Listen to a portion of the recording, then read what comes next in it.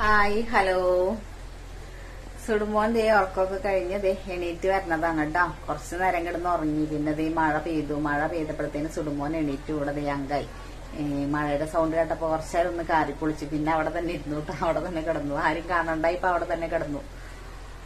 ഇപ്പൊ ദേ മഴ ഒന്ന് കുറഞ്ഞിട്ടുണ്ട്. ഇപ്പൊ കുറെ ദിവസമായിട്ട് മഴയൊന്നും ഉണ്ടായിരുന്നില്ലല്ലോ. പിന്നെ അതിനിടയിൽ ഇപ്പൊ ദേ 3-4 ദിവസമായിട്ട് നല്ല മഴയില്ലായിരുന്നേ. അപ്പൊ ആ മഴ പെയ്തപ്പോ തുടങ്ങിയപ്പോ തൊട്ട് വീണ്ടും സുടുകൂട്ടന് ഒച്ചപ്പാടും ബഹളമൊക്കെ എടുത്തു തുടങ്ങി.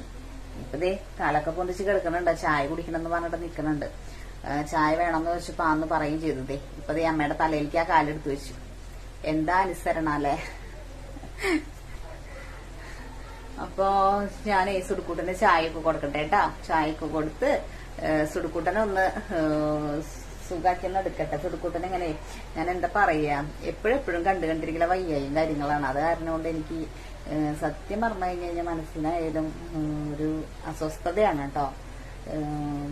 നമ്മുടെ മക്കൾക്ക് സുഖമില്ലാണ്ടായി കഴിഞ്ഞു കഴിഞ്ഞാൽ പിന്നെ ഒന്നും പറയണ്ടല്ലോ. അല്ലെങ്കിൽ തന്നെ വയ്യായും കാര്യങ്ങളുണ്ട്.